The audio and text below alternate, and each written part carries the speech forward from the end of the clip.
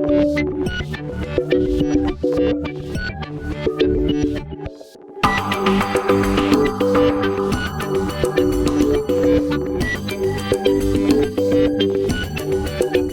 buenas tardes a todos. Quiero agradecer profundamente a la organización de este seminario por tener estos temas tan importantes e invitarnos a reflexionar sobre ellos.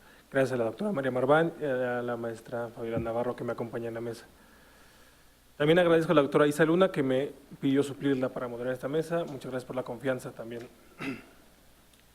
Pues sin más vamos a dar comienzo, por favor. La libertad de expresión se encuentra embestida en todo el mundo y en nuestro país no es la excepción. Tenemos alarmantes cifras de asesinatos y agresiones contra periodistas, censura, fake news y también una crisis económica en los medios tradicionales.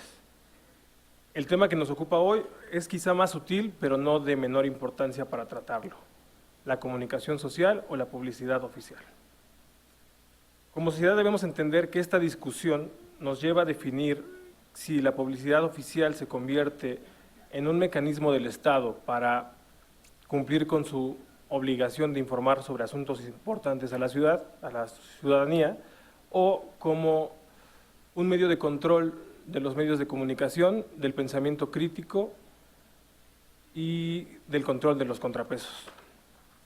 El modelo actual de comunicación social lleva muchas décadas siendo un sistema discrecional, opaco y que se ha prestado a un inconcebible gasto en publicidad. Tenemos también una nueva ley que ha dejado con muchas dudas a la academia y a la sociedad civil, y todo parece indicar que ha legalizado el sistema anterior. Necesitamos cambiar la ley en vigor antes de que entre en vigor el próximo enero. ¿Quién será la autoridad encargada para vigilar esta ley? ¿Cuáles son las pautas de asignación de contratos y espacios? ¿Cómo afecta esta llamada ley chayote a nuestra libertad de expresión y a nuestra joven democracia? Todo esto nos toca reflexionarlo en un escenario particular. Tenemos un gobierno saliente que ha gastado mucho contándonos que lo bueno cuenta mucho. Y tenemos un gobierno entrante que se ha comprometido a reducir el gasto y a cambiar el modelo hacia uno que apueste a más pluralidad en los medios. Para responder a estas preguntas damos la bienvenida a nuestros invitados.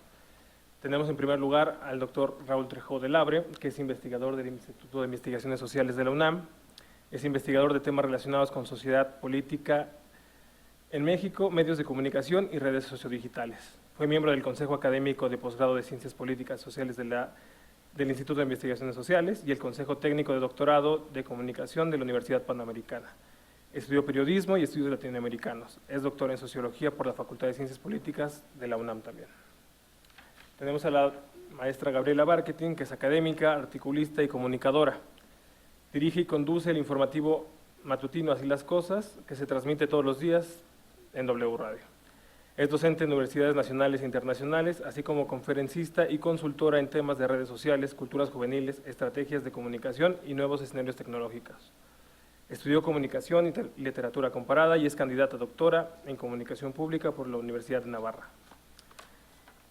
Tenemos al doctor Ricardo Rafael, que es periodista, académico y escritor, es director del Centro Cultural Universitario de Tlatelolco y profesor del CIDE, conductor de los programas Espiral, Calle 11 de Canal 11 y No hay lugar común en ADN Noticias. Es autor de libros sobre periodismo, desigualdad social y temas políticos relevantes. Estudió Derecho y Ciencias Políticas, es doctor en Economía Política y Políticas Comparadas de la Escuela de Graduados de Claremont en California. Por último, una de las coordinadoras, Fabiola Navarro Luna, es jefa de proyectos académicos digitales aquí en el Instituto de Investigaciones Jurídicas, también es integrante del Observatorio de Corrupción e Impunidad de este mismo instituto, y entre sus temas de estudio se encuentran el derecho a la información, la corrupción y la justicia electoral. También es candidata a doctora por el Instituto de Investigaciones Jurídicas de la UNAM. Bueno, sin más, le damos la palabra al doctor Raúl Trejo, por favor.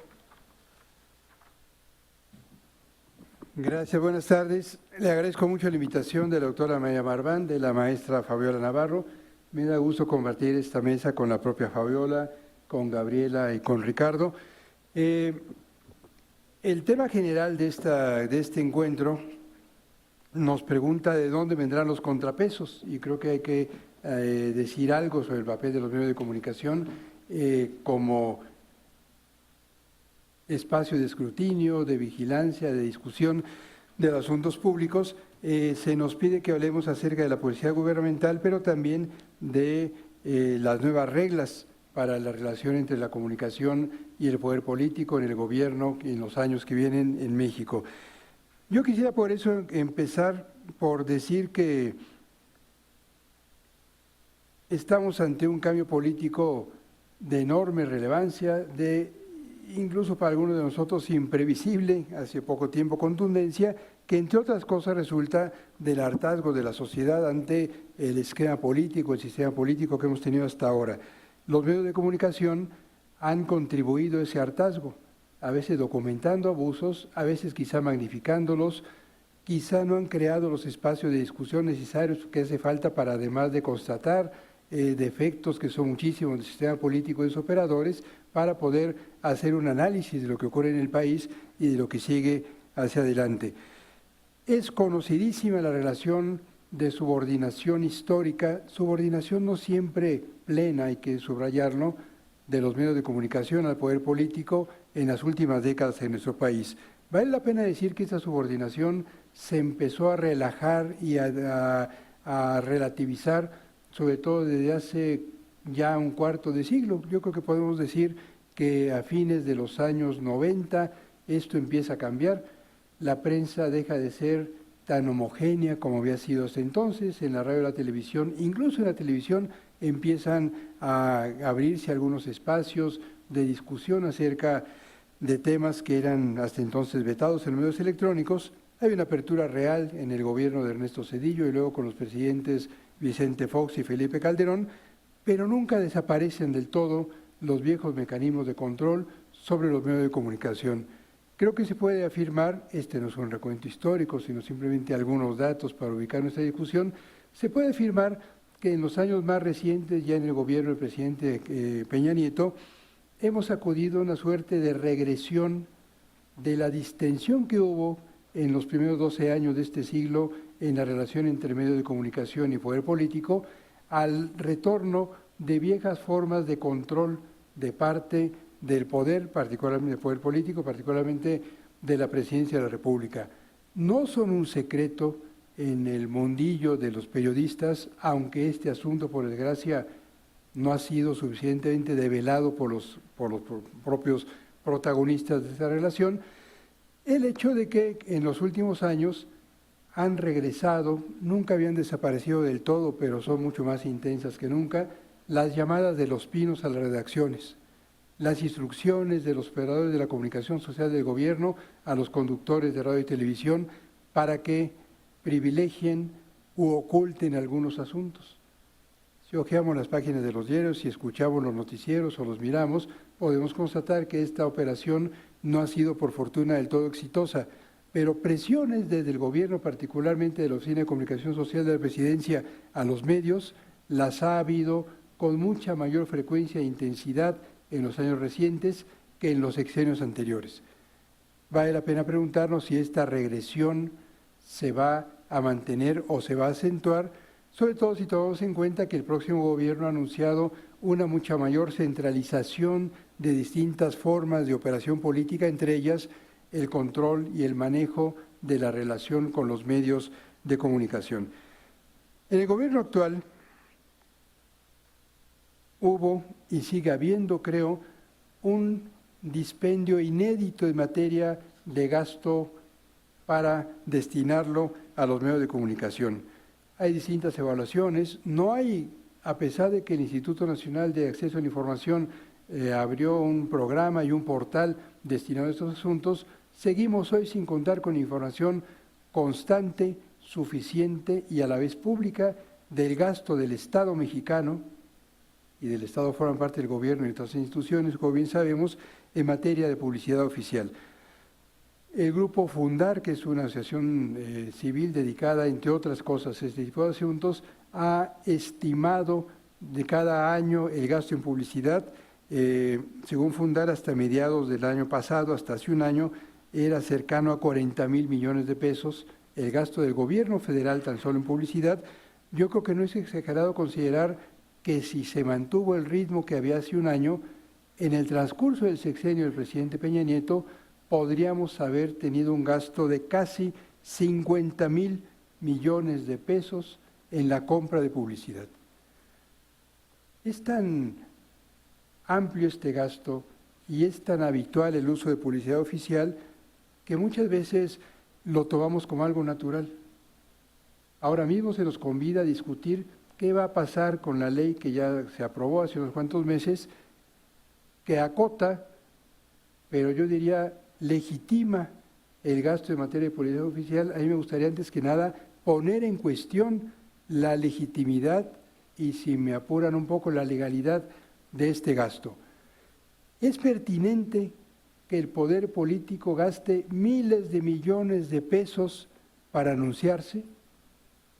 Como esto forma parte de las costumbres del sistema político mexicano en el que nos hemos criado y recreado, muchos dirán que sí.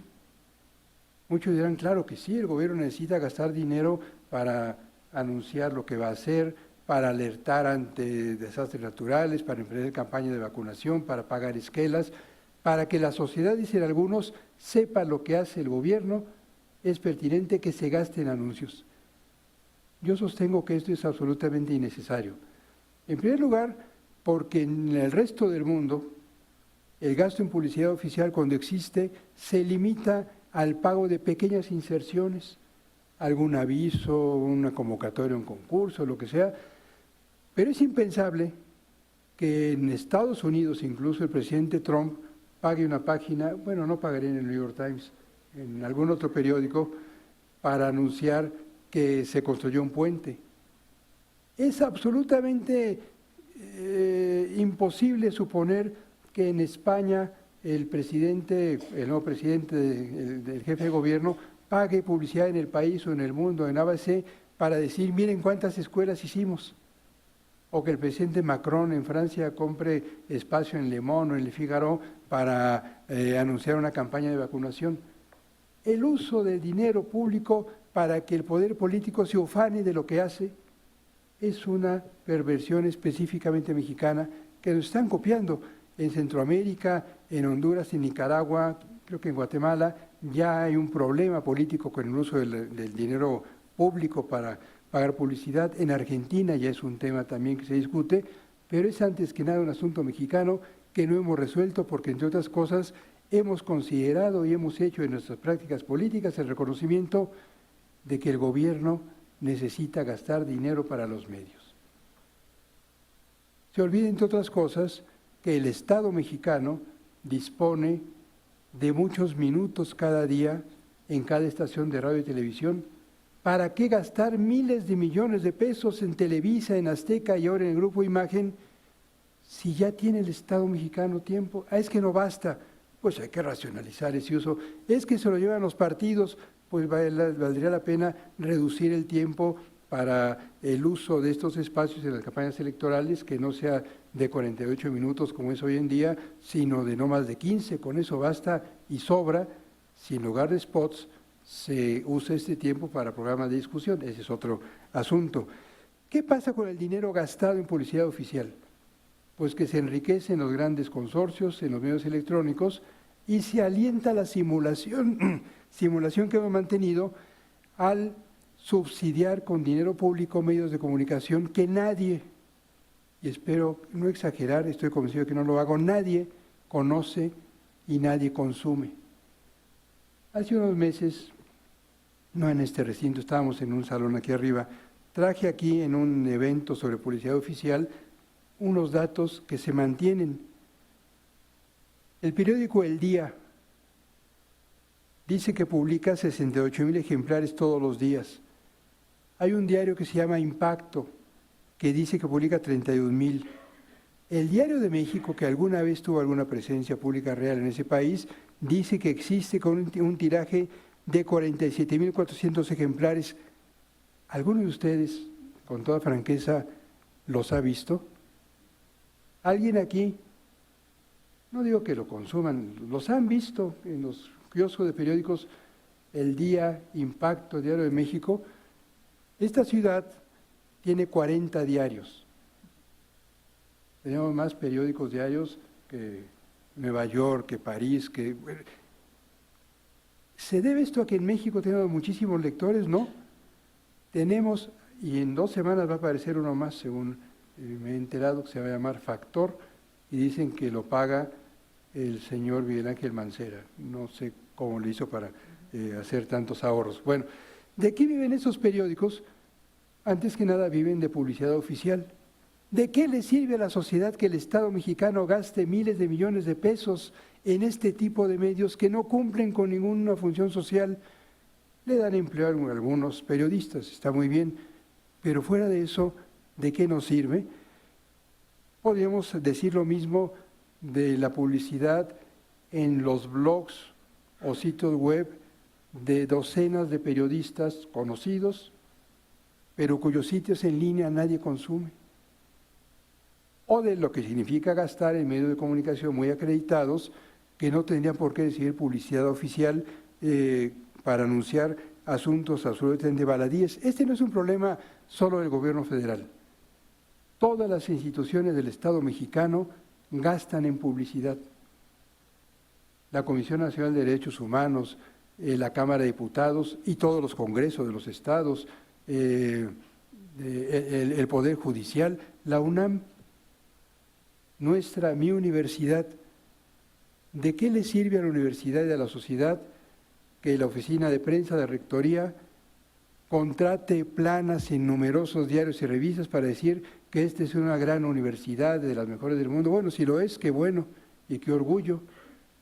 ¿Por qué gastamos ese dinero público para alentar inserciones que no dicen algo nuevo ni algo sustantivo? Más ahora en esta época de redes digitales, en donde muchos mensajes pueden ser mucho más eficientemente distribuidos a través de Twitter o de Facebook. Y la publicidad oficial, insisto, ha devenido solamente en un instrumento de coacción y control o de aquiescencia costosa de parte del poder político en los medios de comunicación. Pero eso sí, cuando algún gobierno cierra la llave de la publicidad oficial, los medios reclaman como si les hubieran desproveído de un derecho. Hace unos cuantos meses el Universal abrió una campaña durísima, recargada de adjetivos y de alusiones personales en contra del gobernador de Chihuahua, Javier Corral Jurado, que cometió la falta enorme de dejar de pagar publicidad de ese gobierno en el periódico El Universal. La campaña contra Corral no se debió a que hubiera transgredido la ley, a que hubiera hecho algo extravagante, no. Se debió a que el Universal quería desquitarse y presionar así por esta decisión del gobernador de Chihuahua. El gobierno anterior de Chihuahua gastó entre 328 y 808 millones de pesos cada año en publicidad oficial para sumar un total de 3.522 millones de pesos. 3.500 millones de pesos es un estado fuerte y muy grande, pero tendrá mejores cosas en qué gastar. ¿Qué hizo Corral? Restringió los gastos y gastó solamente, que siguen siendo muchos, 108 millones de pesos. El Universal había recibido en los años anteriores más de 23 millones de pesos por venta de espacios pagados por el gobierno de Duarte y el nuevo gobernador no pagó nada. De ahí la campaña que formó parte de la línea editorial de un periódico que consideramos serio y nacional. Un medio de comunicación utiliza sus páginas para golpear a un funcionario público que no le paga. Para eso ha servido en este país la publicidad oficial. Por eso yo sostengo que vale la pena cambiar los términos de la discusión. Y en vez de pensar cómo se le hace para que el reparto de publicidad oficial sea más equitativo, más parejo, hay que pensar en que esto tendría que acabar y hay que empezar por formalizar y ampliar esta discusión.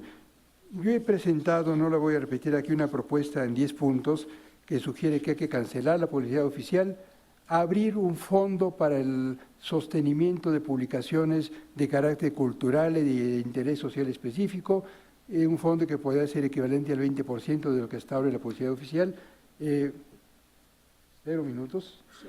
Bueno, pues ahí lo dejo entonces. Yo he dividido el tiempo que nos dan para esta intervención entre los 4 que somos, pensando que hay un espacio de discusión, pues ahí lo dejo en ese caso. Muchas gracias.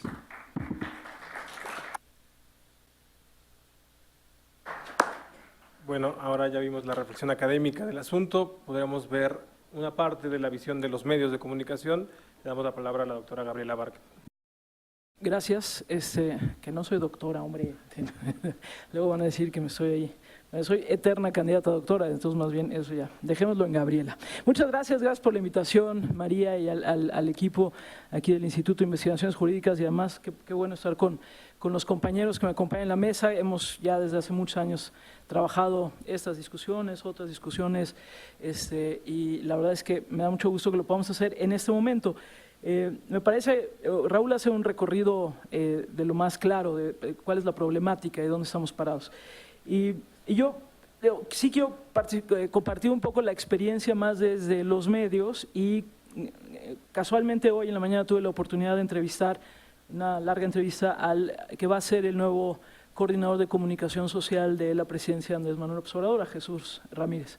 Entonces coincidió, y hay varias cosas que de ahí salieron de la conversación que me gustaría, por supuesto, compartir con ustedes, porque yo coincido con lo que dice Raúl. Es decir, es tan complejo el entramado de lo que tiene que ver la comunicación pública, la comunicación política, los recursos para los medios de comunicación, etcétera, que si nos vamos fijando en detallitos, se nos pierde lo que yo creo que es lo más importante, y es que necesitamos un nuevo modelo de comunicación pública y un nuevo modelo de comunicación política que evidentemente incluye como un punto fundamental el tema de los recursos, pero no solamente, que también debe entender al interlocutor, a la audiencia, al ciudadano, con otras características de consumo, a los medios de comunicación, pero hoy también al entramado de las redes sociales y del entorno digital, que es fundamental y que tiene un peso en sí mismo, y que esto nos llevaría en realidad a pensar las cosas desde otra dinámica. Y yo siento que eso no está pasando, está pasando en las aulas, está pasando en foros de debate, en foros de discusión. Hemos estado en muchos de esos foros de debate y discusión, pero no está pasando donde debería pasar, es decir, en donde al final se toman las decisiones de si es el modelo de comunicación que queremos seguir o es otro. Me parece que Raúl ya apuntaba lo que tiene que ver, reitero, con el tema de cómo se asignan los recursos. Hablar de 50,000 millones de pesos es una cantidad brutal, si pensamos en 50,000 millones de pesos para medios, pero no solamente son 50,000 millones de pesos para medios, sino hay una absoluta discrecionalidad y una opacidad en la entrega de esos recursos, ¿no? Es decir, no terminas de saber exactamente por qué a un medio sí, a un medio no. A nosotros nos pasa con frecuencia. Yo estoy en radio, yo pertenezco a Televisa Radio, pero nosotros somos un ente que está aparte, una especie como de ente medio autónomo de Televisa Radio, digo de Televisa, perdón, porque pertenecemos al grupo Prisa también, que son los españoles que tienen el diario El País, etcétera, y a Televisa de manera. Entonces, normalmente cuando las dependencias públicas hablan de recursos, dicen, no, pero es que a Televisa ya les dimos. Sí, bueno, pues nosotros no. Es decir, a ellos, pero nosotros no. Entonces nosotros tenemos un montón de tiempo, un montón de años de prácticamente no recibir recursos públicos, sobre todo federales. Claro, y ellos lo que argumentan es, nosotros ya les dimos, no, pero es que no funcionamos así, y entonces podemos estarnos jaloneando una cobija. Nosotros decidimos resolverlo hace tiempo con otro tipo de recursos, mucho más acerca de las marcas comerciales, etcétera, que tiene una dinámica también de otra complejidad. Pero cuando hablamos de esta gran bolsa, es una gran bolsa que se va, pues quién sabe cómo y quién sabe a dónde se va. Está ese tema, está sin duda también el tema de la información, cómo fluye, en qué momento fluye. De repente, en el gobierno todavía en funciones, ¿quién ha podido entrevistar al presidente Enrique Peña Nieto? Pues casi los 5 o 6 de siempre, los sospechosos comunes de siempre, y está perfecto y me parece bien que eso, pero nunca se atrevieron o nunca se abrieron a que otros, incluso no solamente de medios tradicionales, de la radio, de la tele o de la prensa lo hicieran, sino también de entornos digitales, ¿no? Hemos visto cómo, bueno, hay que decirlo que hasta incluso Vicente Fox le dio en su momento una entrevista a Mario Campos, que en ese entonces no estaba al aire nada, él era bloguero.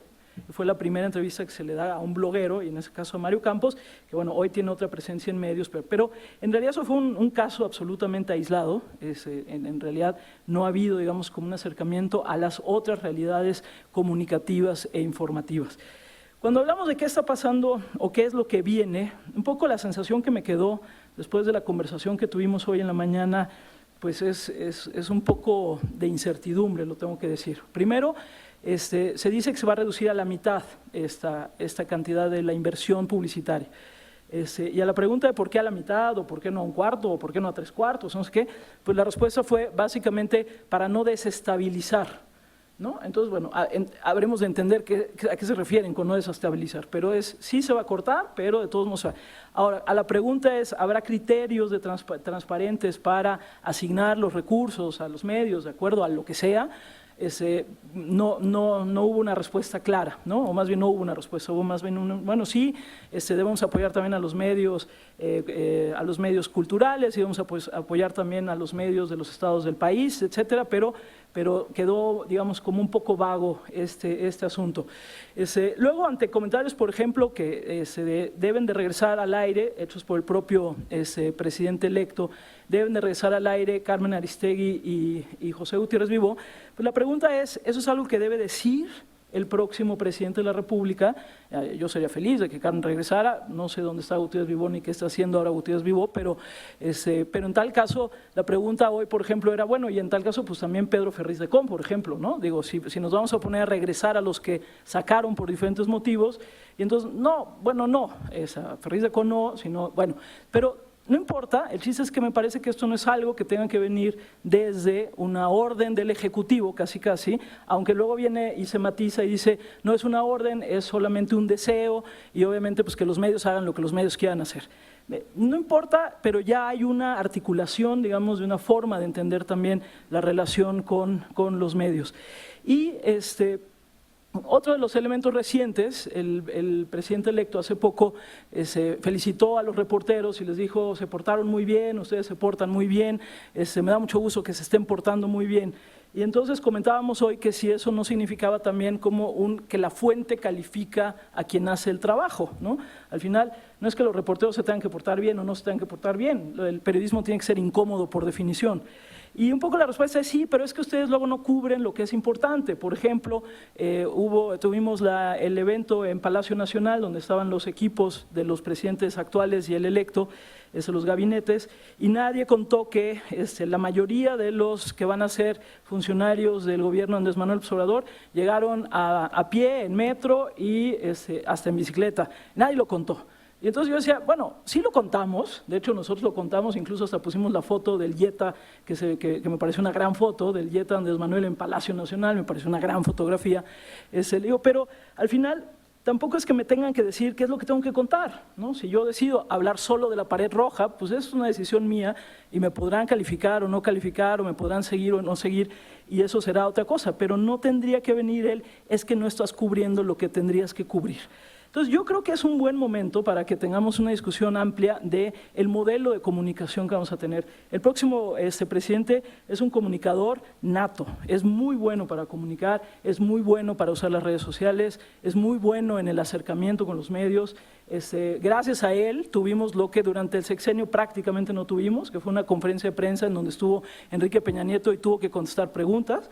Peña Nieto ha hecho tan poquitas que además en la mayoría le han ido mal, en esta donde le dijeron en su cara que van a cancelar la reforma educativa, y la otra donde vino Trump como candidato y en su cara le dijo también unas cosas espantosas, pero la verdad es que Enrique Peña Nieto prácticamente no ofreció conferencia de prensa de preguntas y respuestas, ¿no?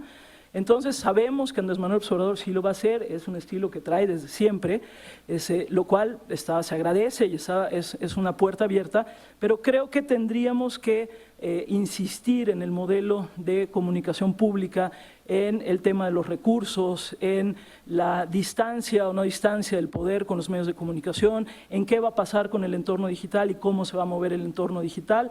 De pronto, en las últimas semanas y meses ha habido como muchas voces que claman porque hay demasiado odio y demasiado enojo en las redes sociales y que por lo tanto Twitter y Facebook deberían empezar a controlar eso y a dar de baja a quienes atacan y quienes no atacan.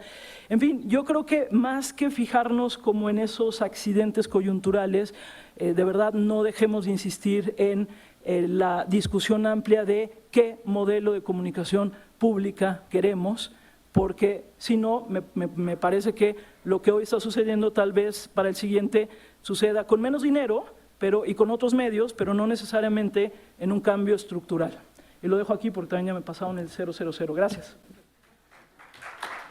Muchas gracias. Ahora le damos la palabra a la maestra Fabiola Navarro para explorar cómo es el modelo y hacia dónde vamos. Yo, como el alcalde que ganó en reelección y que asimismo se giró un oficio entregándose la anterior administración, pues no puedo agradecer a la coordinación porque formo parte de ella, pero sí les agradezco a quienes están en esta mesa que hayan aceptado venir a compartir con nosotros esta plática. De los tres, con los tres yo llevo, y creo que necesito decirlo porque yo voy a hablar de una perspectiva más administrativa, con los tres vengo dialogando en secreto, ellos no lo saben, y los pongo a platicar entre ellos porque mi tema de tesis de doctorado es precisamente sobre comunicación gubernamental y específicamente sobre la publicidad gubernamental.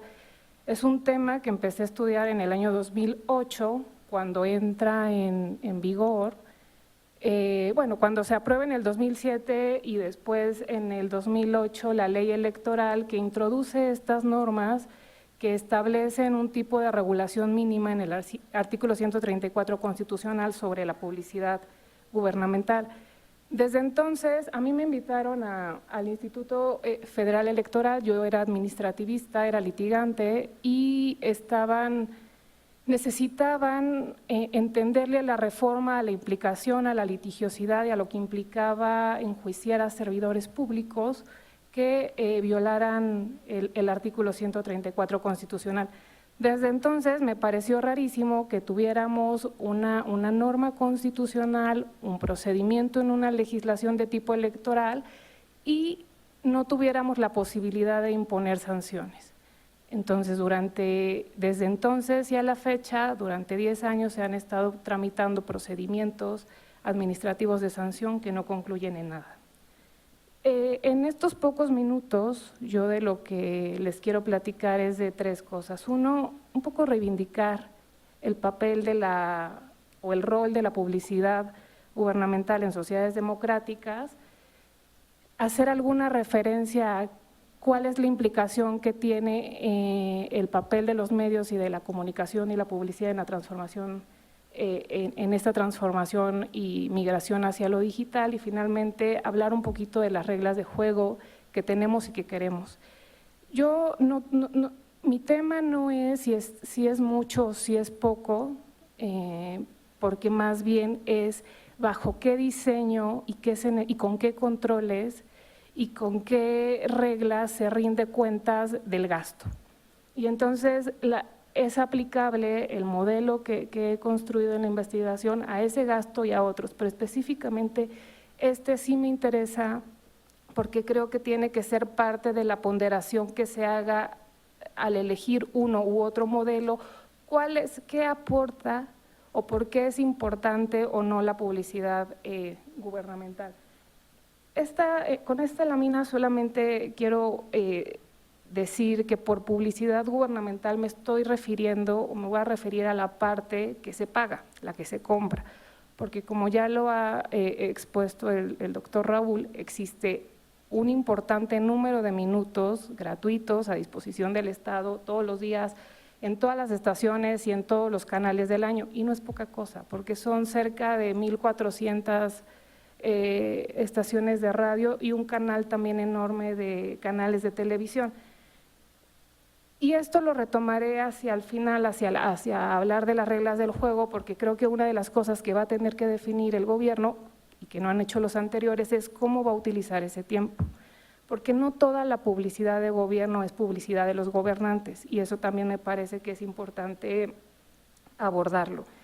Y bueno, pues en cuanto a al papel de la publicidad en las sociedades democráticas, en realidad la idea que quiero compartirles es que la publicidad pues sí cumple propósitos de gobierno directos e informativos que sirven para que las personas tengan de manera sencilla y a la mano información que les permita informarse, deliberar, formar parte de los debates y formarse una opinión, ¿no? Y aunque entiendo que es muy cuestionable si esa es la vía o la única vía o la vía preferente o si para hacer eso es necesario gastar grandes cantidades de dinero, lo cierto también es que la publicidad opera en muchos casos como un subsidio indirecto que permite alcanzar otros fines como son generar pluralidad de medios y evitar la concentración en pocas cabezas o en pocos intereses. Un contrapeso importante que ha ido creciendo, sobre todo en los poquitos últimos años, es el periodismo libre de investigación.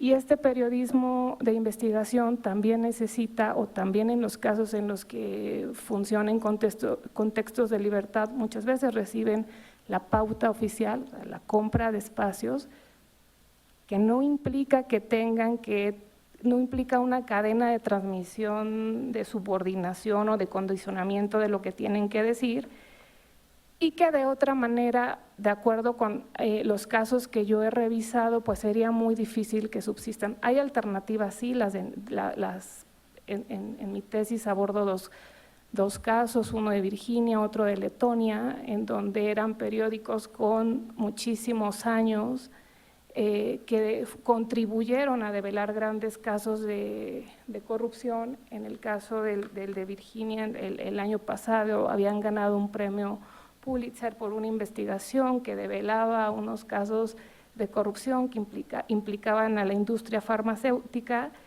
y que debido a lo conecto con la segunda de las ideas, a esta transformación del consumo de noticias y de la gratuita o cercana disposición de medios digitales, pues han hecho que se modifique el consumo, el acceso a estos medios, pues hicieron que entraran en una crisis financiera y tuvieron que cerrar. En el otro caso, en el de Letonia también, ni siquiera intento pronunciarlo porque no tengo idea cómo se pronuncia, pero en este otro caso también era un medio muy importante que había contribuido a descubrir importantes casos que implicaban al gobierno, que llegaron a tribunales, que hubo enjuiciamientos y que estaban lidiando con esta tensión para ser silenciados y cancelados, ¿no? A través de este castigo de la no recepción de pauta oficial. Finalmente cerraron, la crisis les alcanzó, no pudieron mantenerlo, se volvieron una plataforma como de tipo más cultural, sus integrantes además de hacer periodismo tenían que dar clases y otro tipo de actividades para poder obtener financiamiento, buscaron cooperación internacional y la conclusión a la que llegan ellos y dicen, pues sí, está muy bien las donaciones y la cooperación, pero estamos seguros que no vamos a sobrevivir en más de un año, porque esta tampoco es una dinámica que a largo plazo pueda mantenerse, dicho por periodistas, ¿no? Sobre la parte de la transformación digital, aquí una idea que quiero compartir es que, igual, siguiendo a una académica holandesa que bueno, muchos deben conocer, José van Dijk, que indica que, bueno, por supuesto, a medida que la web 2.0 maduraba y se convertía en una infraestructura funcional, los usuarios empezamos a migrar y a preferir cada vez más entornos online, de suerte que las plataformas sin duda se volvieron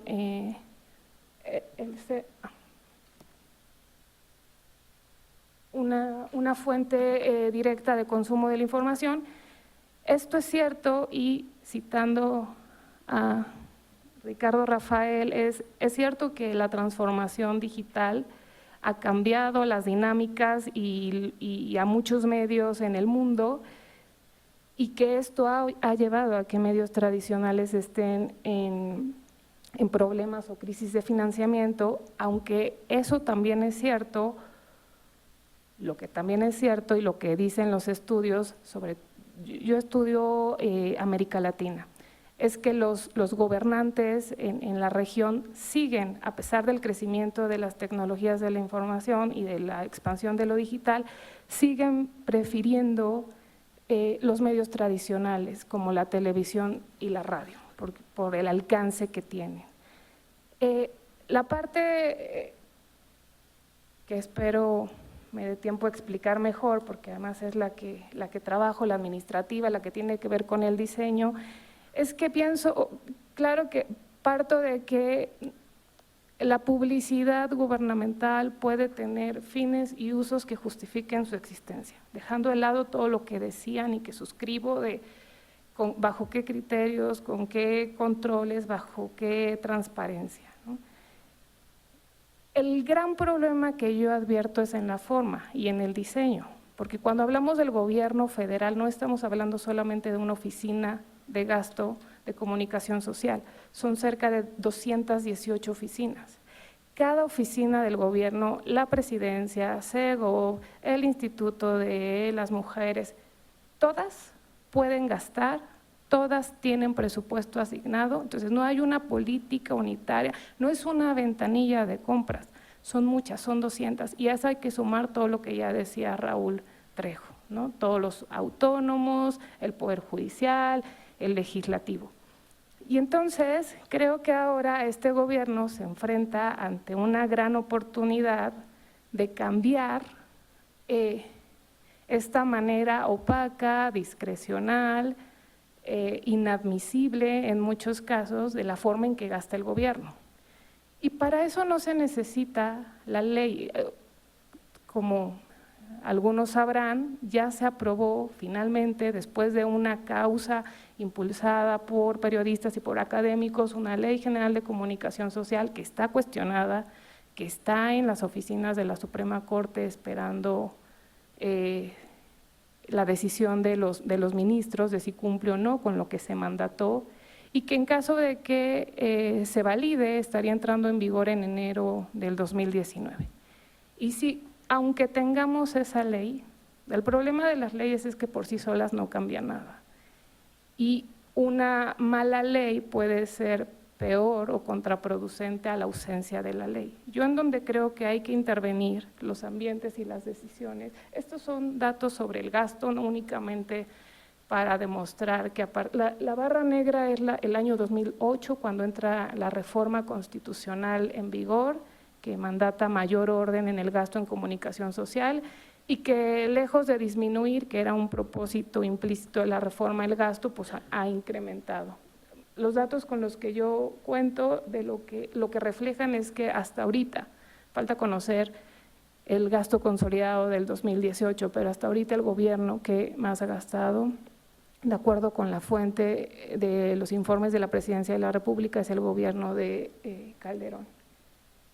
Con esta gráfica lo que les quería mostrar es que, a ver, también hay toda una opacidad en el tema de a qué nos referimos cuando hablamos de propaganda gubernamental, porque hay una que se refiere a bienes y servicios, hay otra que se refiere a mensajes y programas y actividades gubernamentales, son dos cosas distintas. Una está etiquetada ese gasto y lo ejercen las empresas que pueden vender servicios del Estado, Pemex, Comisión de Luz y Fuerza. De acuerdo con la información que conocemos, un tercio del gasto es programas y actividades gubernamentales. Y ahí entra todo lo que decían, campañas de información, logros, que yo también coincido con que no tenemos por qué estar escuchando al propio gobierno presumir sus logros, porque justo la contribución de ese logro es lo que tendría que ser la publicidad de una buena acción de gobierno.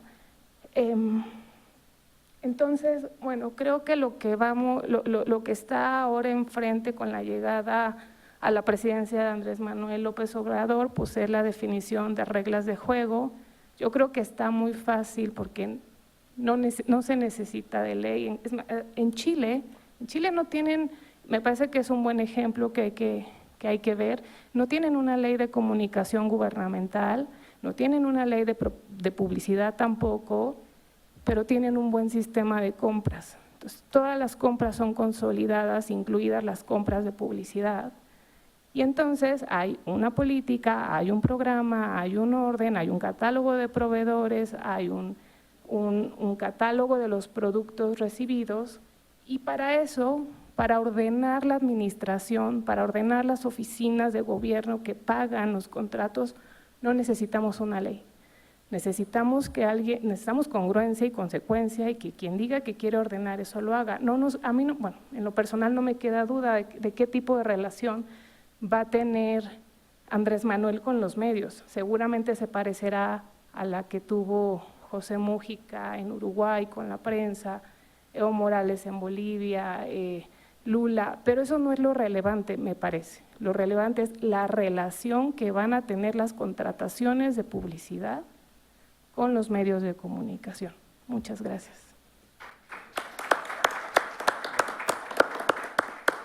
Desde los tres ángulos que hemos visto, está un problema bastante serio.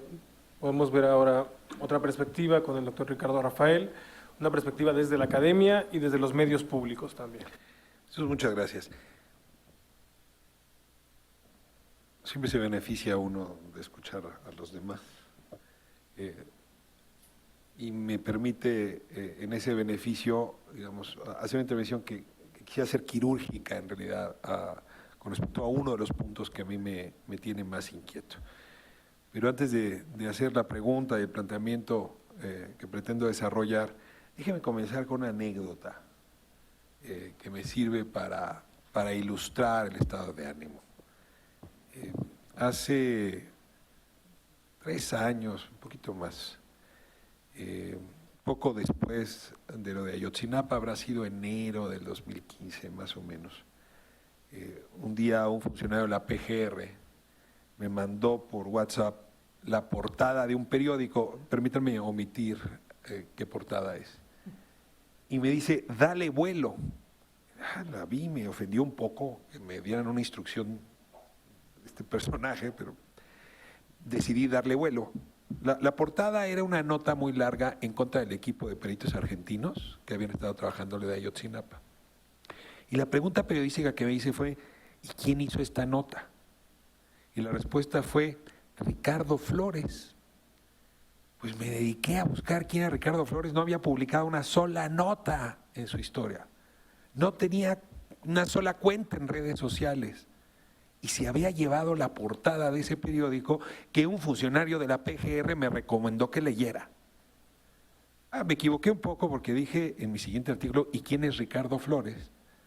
Y a la postre me enteré que Ricardo Flores era el hijo de la secretaria del director de ese periódico, que en efecto estaba haciendo sus prácticas profesionales y a la primera vez le pegó a la portada. Había noteado seguramente alguna información que le puso la PGR. Fue una larga discusión sobre esto que me llevó un día a sentarme en una cena con el director de ese periódico, cuyo nombre, insisto, por favor, voy a omitir. Y el director de este periódico me dice, mira Ricardo, es que hay 2 cosas que tú tendrías que entender de mí. La primera es que yo nací en un país donde había un solo periódico, el Grama. Y la segunda es que a mí todos los días me mandan de presidencia una selfie de Enrique Peña Nieto, que yo generalmente publico en la primera plana o un poco en la segunda, página 2, pero no más allá, porque esa selfie paga la nómina de mi periódico. Después de eso ya no sabía yo si compadecerlo, invitar a Ricardo Flores a trabajar conmigo, agradecerle al señor de la PGR que me mandó aquella información. La nómina de un periódico pagada con la selfie del presidente, que por cierto, ya no nos vamos a recetar en el próximo gobierno, espero, porque la colección, yo sí haría una exposición museística sensacional con la cantidad de selfies del presidente que pagaron la nómina de muchos de nosotros.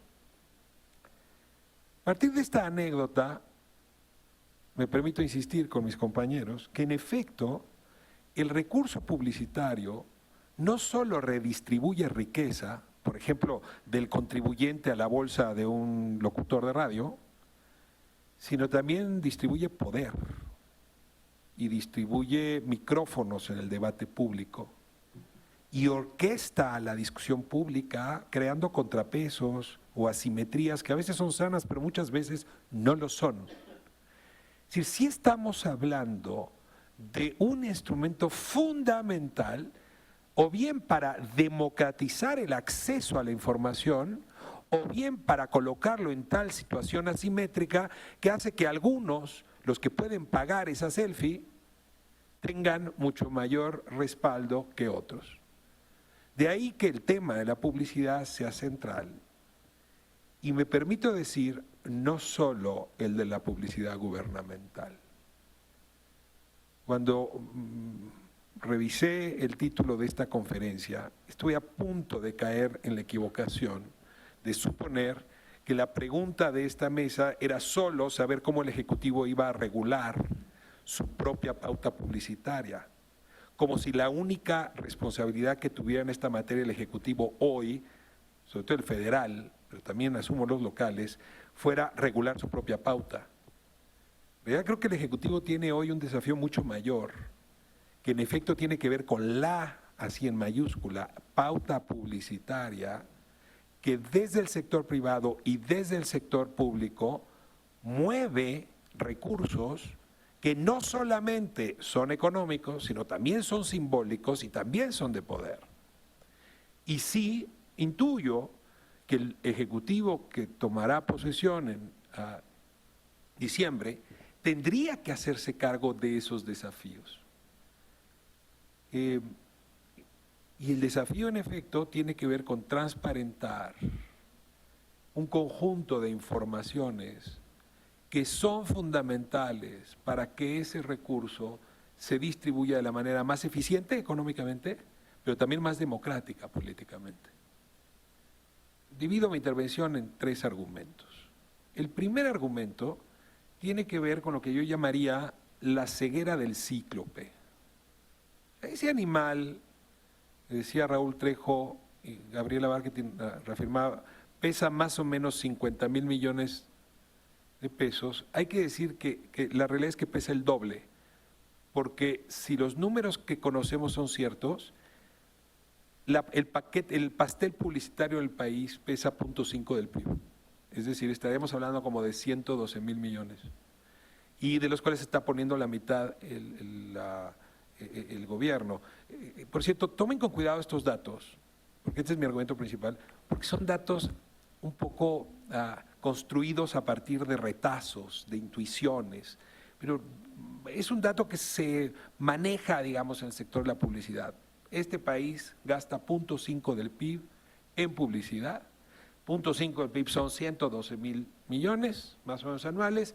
Si Raúl y Gaby tienen razón, la mitad de eso lo pone el gobierno y la otra mitad lo estarían poniendo otros actores. ¿Quiénes son los otros actores? Pues son poquitos. Agarren un periódico el que quieran y son los mismos anunciantes de hace 10 años. A ver, agarren cualquier contraportada de cualquier revista. Todas las contraportadas de cualquier revista son territorio Telcel. Pregúntense por qué está muy mal el aeropuerto, excepto si Slim lo hace. La crítica que se hace a las empresas que colocan también recursos privados en la publicidad es mínima, y es tan dañino el sesgo editorial que produce este fenómeno como el que la Secretaría de Agricultura haga lo propio. Entonces, en este sentido, yo sí quisiera abrir el lente y decir, cuidado, el problema que tenemos es que el cíclope va ciego y pesa mucho dinero, 112,000 millones de pesos anuales, pero además de dinero, desplaza poder, transforma el debate público. Para mí, el problema principal, y lo ordeno, no es que desconozca lo fundamental que es reglamentar la pauta publicitaria pública, me hago cargo de su gravedad, pero el problema principal es que no hay información que nos permita, con mejores elementos, saber cómo se están moviendo las audiencias. Fabiola lo decía muy bien, se están moviendo evidentemente de los medios tradicionales, radio, tele, periódico, a medios digitales, pero no sabemos en qué proporción, no sabemos con qué volumen, porque los medios nos hemos encargado de ocultar esa movilización o esa movilidad de audiencias. Puedo mostrar gráficos que me permiten decirles cómo y cuándo se movió la audiencia de radio en Estados Unidos a Internet y cómo y cuándo se cayeron los periódicos y en qué momento empezó a levantar Facebook como un acceso a información. Yo en México tengo mucha dificultad para poder hacer ese seguimiento con esa puntualidad, porque un reporte como el del PIU no existe, porque nadie lo hace, ¿no? Porque ya no le cree nadie a Ibope, porque las televisoras se encargaron de tumbarla, porque Nielsen no ha logrado levantar, porque INRA tiene dueños que son… Sí, hay un problema muy serio en la medición de audiencias, tema 1. Hay un problema igual de grave en la medición de presupuestos públicos y privados destinados a esas audiencias. Por eso de pronto nos sorprende que audiencias muy pequeñas, como la página de Oscar Mario Beteta, la página, tenga presupuestos tan altos del gobierno. Pues sí, pero ese ejercicio que hicieron María Amparo Casar y Luis Carlos Ugalde, ahora tan vilipendiado injustamente tengo que decir, ¿no?, se explica porque no ha habido manera de saber audiencias y presupuestos cómo se están moviendo. Dice el gobierno entrante, y creo que tiene razón, los que proponen cerremos la llave, pues harían bien en ver el caso Chihuahua, ¿no? Porque Javier tenía que experimentar a alguien, Corral, cerró la llave y la verdad es que no hizo eso que mejorara mucho la comunicación política y la transparencia de la información, sino un enfrentamiento bestial entre la prensa local y Javier Corral. Y en efecto, tiene razón Raúl, Ili, que dice que le ayudó en su campaña y que no se lo repagó. Yo eso no me voy a meter en esa discusión, pero me queda claro que ahí hay un problema muy serio, porque ese modelo de simplemente cierro mañana la llave no se hace cargo de lo que pasaría si la cerramos en cero. O sea, nadie se ha atrevido a ver si yo le quito a la economía, a ver, déjenme plantearlo así, al paquete publicitario de este país, ¿le quito 50,000 millones o le quito 20,000 o le quito 25,000, que es lo que están planteando? Pues háganse cargo, es 0.25 del PIB. Que por cierto le da a comer a un mundo de familias. Es decir, el tema es bastante gordo como para un poco, a partir incluso de comparaciones internacionales, resolverlo. Yo sí estaría por un mecanismo inmediato que asegurara información confiable de audiencias y de presupuestos público-privados destinados a esas audiencias. Ahora, viene una pregunta, con Raúl lo hemos conversado varias veces, no queda claro quién podría hacerlo mejor, cada quien tiene sus preferencias. No tenemos reportes como el PIU, decía hace un momento, quizá las universidades, quizá organizaciones de la sociedad civil. Hombre, ya vimos qué es lo que pasa cuando se transparenta la información, ¿eh? O sea, tenemos a Federico Arriola en horario AAA, con Ciro Gómez Leiva, llamando a la doctora María Amparo Casar, morralla de analista. A ver quién se atreve, ¿eh? Porque eso es lo que ocurre. Pero cabe que las universidades nos hagamos cargo. El INE tiene el mejor sistema de monitoreo posible. Fue una inversión bestial que hizo el Estado mexicano. Debería ser el INE quien la haga. Yo ya no quiero cargar una responsabilidad más al INE, pero entonces quitémosle esa inversión. No se vale que se vuelva a hacer. O que lo haga el INE subrogadamente, no lo sé. Ahí hay una alternativa. También Televisa en su momento, Emilio Azcárraga, propuso que fuera el INEGI, por la credibilidad y la solvencia que tiene. Voy a medir audiencias y pauta. Finalmente, cabe crear nuestro Consejo del Audiovisual, pensar en el IFT. No me atrevo a pronunciarme, sobre todo porque me quedan 4 minutos para argumentar, pero sí requeriríamos una instancia robusta que entienda que esta información es de interés público y que se tendría que hacer con la mejor metodología, de la manera más acuciosa, y que esa información beneficiaría a la democracia, a los inversionistas privados y a los públicos. Ahora, ¿por qué me parece que la información es el paso 1? No solo porque crea que es indispensable para el paso 2, 3 y 4, que es luego cómo reglamentamos y procedemos, porque la información en sí misma amarra las manos. Porque yo no sé cómo va a actuar Andrés Manuel López Obrador, pero sí sé cómo actuó cuando era jefe de gobierno. Y sé que Ricardo Rocha, amigo mío entrañable, era el 7º del cuadrante y recibía 6 veces más presupuesto del gobierno de la ciudad que el primer lugar en el cuadrante, que habrá sido Gutiérrez Vivó, creo. ¿No? Entonces, bueno, así actuó en 2006, a lo mejor ya cambió, pero la tentación es enorme de utilizar el presupuesto público para manipular la línea editorial. Es grandísimo, decía el otro día Carmen Aristegui, flaco favor me hizo este señor. ¿No? Oiga, ahora resulta que voy a ser la vocera del López Obradorismo. ¿Pero qué le pasa? ¿No? Flaco favor.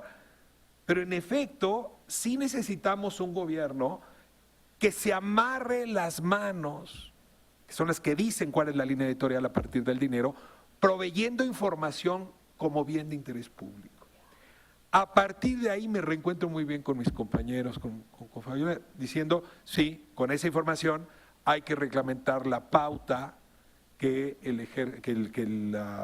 el ejercicio de sus potestades tiene el Ejecutivo, los ejecutivos, el gobierno, para comprar publicidad. Yo me siento mucho más cómodo con modelos como el que planteaba Raúl, muy restrictivos, ¿no? A ver, yo creo que una campaña de vacunación, desde luego que hay que financiarla, casi nada más que eso, pero sí insistiría, me parece una reflexión de segundo nivel. El de primer nivel es que no contamos con información cierta para reflexionar sobre un tema tan importante y sí me permitiría insistir, y esa información cierta debería beneficiar a privados y públicos que asignan recursos a este mercado de la publicidad, que es el que paga en buena medida desde hace tiempo, son pocos los suscriptores de medios, el ejercicio periodístico que es vital como contrapeso de la democracia.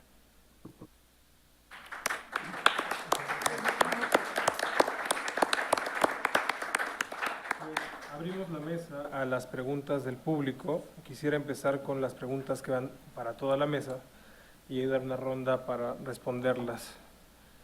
Nos preguntan, ¿cómo van a sobrevivir los medios sin este carácter de ser medios subsidiados por el Estado? ¿Qué alternativas tienen para sobrevivir en un mercado cada vez más extraño para ellos, ¿no? Y cómo al mismo tiempo el Estado va a tener una política de comunicación sin gastar. ¿Cuáles van a ser las alternativas para no gastar en publicidad oficial? Esas son como las dos primeras preguntas que me gustaría que nos ayudaran a responder. Creo que podríamos empezar otra vez con el doctor Raúl, por favor. ¿Cuántos segundos tengo? Yo había previsto una intervención de 20 minutos, me enteré de que eran 15. Por fortuna, casi todo lo que yo iba a decir que era sobre el próximo gobierno, lo dijo Gabriela. Tenía aquí anotado Aristegui, Gutiérrez Vivó, los aplausos de López Obrador y ese tipo de cosas. Empiezo por estas respuestas. ¿Cómo van a sobrevivir los medios? Pues muchos no van a sobrevivir. Y va a haber un problema así con profesionales de la información que viven de trabajar en medios que no tienen circulación y que son ni modo poco profesionales, y los que sobrevivan van a tener que apostar al mercado. Así es la vida, así es la economía en la que estamos, así son los medios en prácticamente todo el mundo, en China, en Cuba y a lo mejor en Albania no, pero en el resto del mundo los medios existen gracias a que tienen anunciantes privados y lectores. No hay otro modelo y no hay que inventar el hilo negro de estas cosas. El gobierno próximo no se ha planteado, como ya explicaron varios de mis colegas aquí, cancelar el gasto en publicidad. Han dicho, como le dijeron esta mañana a Gabriela, de lo que hoy se gasta se va a gastar la mitad. Yo creo que ni siquiera saben cuánto se gasta hoy, entre otras cosas porque no hay una evaluación completa. Las cifras que nos muestra Fabiola son hasta hace un año y medio, pero supongamos que de lo que se gasta hoy se va a gastar la mitad, falta saber cómo. Yo mucho me temo que se va a gastar igual. Si hoy en día 2 empresas de televisión acaparan más de la mitad de gasto en publicidad, pues van a recibir la mitad de lo que hoy se gasta. Va a ser lo mismo, igual que en tantas cosas. Este país, el poder político va a hacer lo mismo con una diferencia. Vamos a asistir a una mucho mayor concentración de poder. No estoy diciendo algo nuevo. El proyecto del presidente electo para los coordinadores en cada entidad federativa y la propuesta o el anuncio de que desaparecerán, esto es en el campo de comunicación, las oficinas de prensa de todas las dependencias públicas para que lo que ahora hacen se concentre en Los Pinos, en Palacio Nacional, que es donde dicen que van a despachar, indica que vamos a tener una mucho mayor centralización del poder, de las decisiones, de los recursos y del control. Y esto es muy preocupante. Entiendo que está muy bien que haya austeridad, entiendo que la racionalidad administrativa funciona, en fin, pero hoy ya estamos experimentando las consecuencias, y con esto completo la respuesta, de esta centralización del poder y de esta idea de que un señor o su vocero pueden resolver los problemas de la comunicación sin ningún proyecto nuevo. Qué bueno que Gabriela dice, ojalá haya un nuevo modelo, pero estos señores no están pensando en modelos, están pensando en un ejercicio del poder a la usanza del priismo más conservador, que usaba dinero público y que concentraba decisiones para influir en los medios de comunicación. Cuando el presidente electo dice, van a regresar, Carmen Aristegui y José Gutiérrez llevó a la radio, les hace el peor favor, tiene razón Ricardo al decirlo, no sabía que Carmen así lo había reconocido. Carmen Aristegui ya estaba en pláticas, supongo que lo está todavía, con varios grupos de comunicación para regresar a la radio posiblemente en diciembre. ¿Qué van a pensar muchos radioescuchas? Que regresa gracias al presidente electo. No es cierto. ¿Por qué el presidente electo tiene que meterse en esas cosas? ¿A cuenta de qué? Les dice, muy bien muchachos, a los reporteros de La Fuente. Yo no creo, como dice Gabriela, y está de moda decirlo, que el periodismo tenga la función de incomodar al poder. El periodismo existe para informar, para investigar, para develar, para dar espacio a la opinión, entre ellos a la opinión crítica. Si eso incomoda, pues ni modo.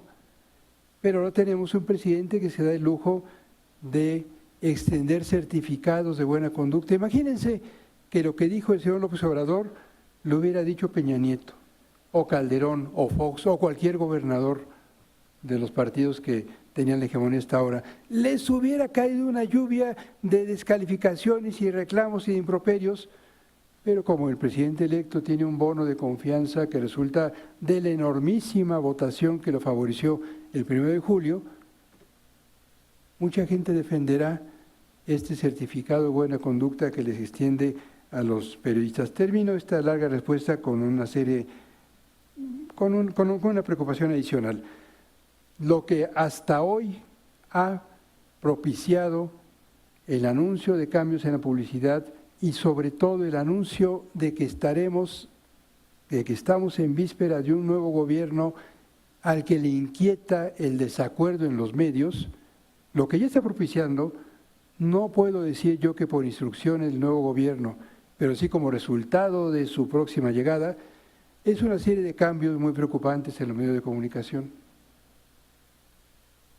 El periódico al que se refería a Ricardo Rafael, en donde Ricardo encontró un periodista que él creyó que no existía, que resultó que sí, era de carne y hueso, aunque con poca experiencia, es el periódico La Razón, y el director del periódico al que aludía Ricardo, Rubén Cortés, fue despedido de ese diario hace unas cuantas semanas. Lo indemnizaron y él no se quejó y no lo denunció. Pero la salida de Cortés, cuyo periodismo no voy a defender aquí y en ningún lado, se debe al temor del dueño de La Razón para que el nuevo gobierno le deje dar publicidad o para que afecte sus negocios. El dueño de La Razón es un señor que tiene negocios en costosísimas plataformas petroleras. Cortés ya está fuera de ese periódico. Carlos Marín salió de la dirección de Milenio, no por temor al nuevo gobierno, sino porque le dijeron que tenía que despedir a 150 periodistas. Él dijo, no, yo no hago eso, y esos 150 ya están despedidos, entre ellos periodistas con gran experiencia, coordinadores de secciones básicas en Milenio. La Crónica, donde yo colaboro, está por emprender, o ya lo hizo, no sé, una serie de reajustes. En ABC Radio despidieron a Carlos Ramos, en Excelsior han despedido, le consta a María, a varios colaboradores. En Reforma, ahorita, mientras hablaban mis colegas, recibo un recado de un colega mío muy destacado, investigador universitario, que es despedido del periódico Reforma. No puedo decir que esto es culpa del nuevo gobierno, si es consecuencia no solamente del previsible ajuste financiero que viene, sino del temor al disgusto del nuevo presidente con la crítica en los medios. Me parece que eso es muy grave, porque todos tenemos el mundo al revés. No tenemos un poder político que se incomoda con la crítica, sino medios de comunicación que están previendo la incomodidad del nuevo gobierno. Estamos ante una situación realmente difícil. Perdón por extenderme, gracias.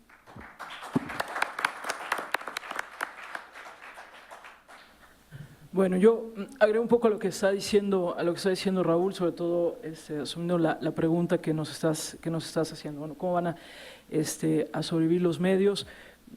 Yo creo que, a ver, la pregunta de cómo van a sobrevivir los medios, primero no es nada nueva, es una pregunta que nos venimos haciendo desde hace un montón de tiempo, desde que surgió el mundo digital, y entonces que ahora ya nadie iba a leer un periódico, nadie iba a ver la tele, o nadie iba a no sé qué, y tampoco es una pregunta exclusiva de México, es una pregunta que tiene, vamos, como insisto, no solo muchos años, sino muchas respuestas y ninguna definitiva.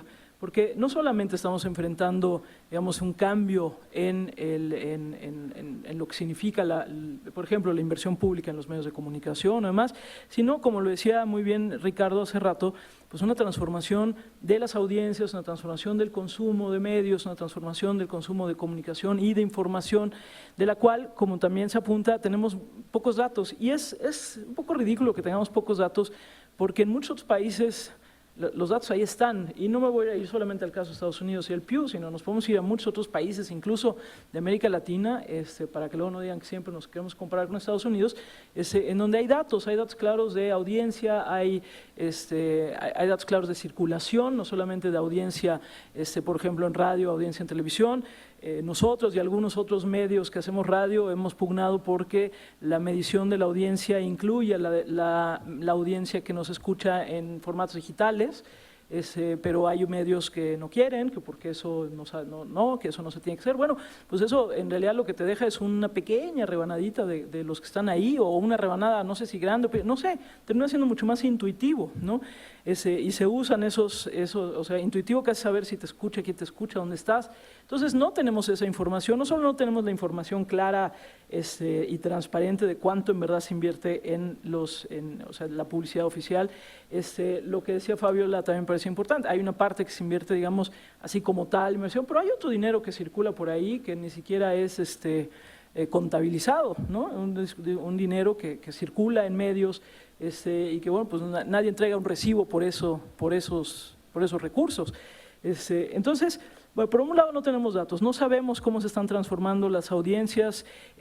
Yo también haría una distinción, digamos, estamos hablando de medios y eso es un vicio que tenemos desde hace ya mucho tiempo. Hablamos de medios como si fuera algo monolítico, ¿no? O sea, por ejemplo, en donde yo me encuentro, hay 2 estaciones de radio que son musicales y que son exitosísimas en audiencia y exitosísimas en su venta comercial, exitosísimas. Una de ellas es la más escuchada del país, que es la Qué Buena, y bueno, pues les va muy bien en términos de lo que hacen. Entonces, aquí estamos hablando, hay una problemática adicional cuando estamos hablando de periodismo, de medios informativos, que además tienen un costo diferente, ¿no? Si nosotros, el programa de matutino que hacemos nosotros es infinitamente más costoso hacer que el programa matutino que hacen mis compañeros de La Qué Buena, que sí tienen locutores, y no es solo poner música, pero es infinitamente más barato hacerlo y ellos ganan infinitamente más dinero del que podemos ganar nosotros. Entonces, es un panorama de una complejidad adicional. Y yo a eso insistiría, es cómo entendemos el ecosistema informativo. Creo que Fabiola señalaba hace rato, por ejemplo, también estas organizaciones, y ahí podríamos pensar en Mexicanos contra la Corrupción o bueno, Animal Político como portal, digamos, pero también ya vinculado a organizaciones, Quinto Elemento Lab, otra que va a salir en estos días que es de mujeres, y que están haciendo periodismo de investigación muy importante, y que pues a partir de ese periodismo de investigación han pasado cosas. Pero por ejemplo, Animal Político intentó ya en varias ocasiones que los que leen Animal Político hicieran donativos mensuales, y eran donativos pues bajitos, eran donativos de 50 pesos hasta 200 pesos.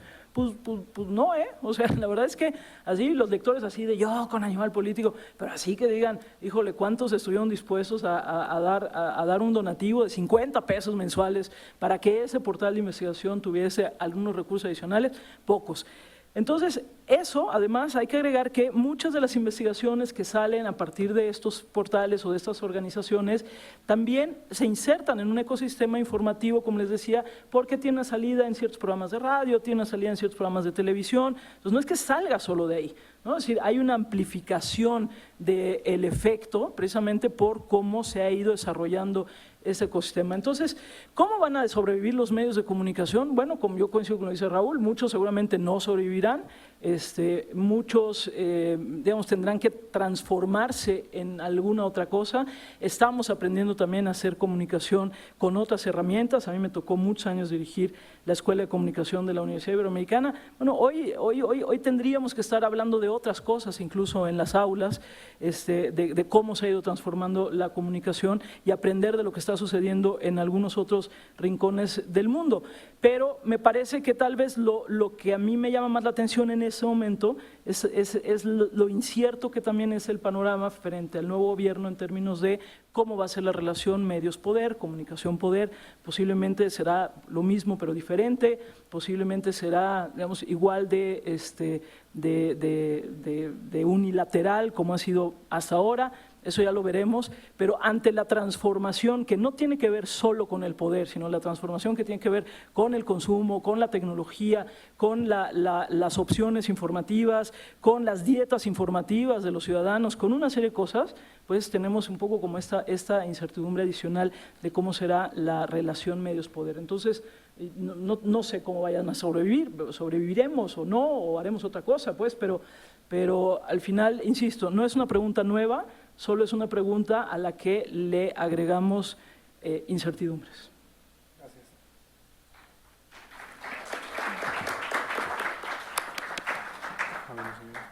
Teniendo 3 enciclopedias sobre periodismo, yo creo que esa parte de cómo le harán, pues ya no la toco. En cuanto a la otra parte de cómo le puede hacer el gobierno para gastar menos o para gastar diferente, pues creo que hay que tomarnos en serio los datos. En la sociedad de la información, lo que no tenemos en este país es datos, yo coincido, es un abismo, es el gran hoyo negro. Hay que vincular asignaciones con audiencias, con impacto, con alcances, y primero hay que conocer de qué tamaño es el gasto. Yo estoy de acuerdo con esa parte en que es el paso número 1. Hay casos como Canadá, Argentina, que tienen por obligación que publicar en sus portales las asignaciones, pero no solamente a los medios finales, también a los intermediarios. En medio hay también agencias productoras de publicidad que se encargan de elaborar el producto que van a entregar a los medios de comunicación para que se difunda.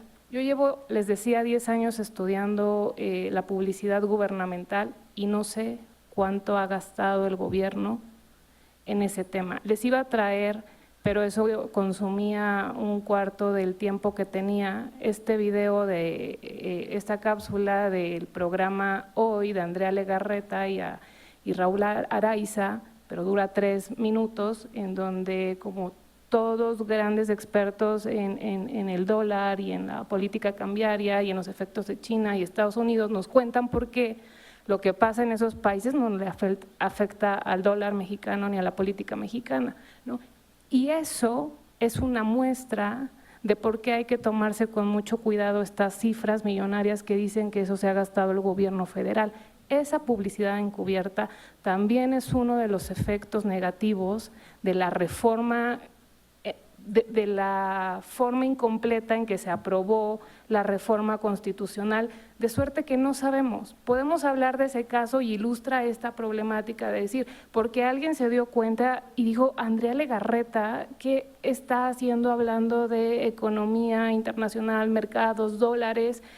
Y después van y la buscan y le ponen un micrófono y le dicen, oye, no sabíamos que eras economista. Y ella dice, a ver, ¿de cuándo acá nosotros tenemos libertad para decir ese tipo de información? Yo estaba leyendo, a mí me dijeron qué tenía que decir, y bueno, creo que esto también es importante, suma a esta necesidad de enfatizar por qué sin datos no se puede preferir nada, y por eso en este contexto de opacidad, pues suena muy bien la propuesta que dice cerrémosle la llave al presupuesto, no gastemos en eso, porque no sabemos de qué tamaño es el gasto.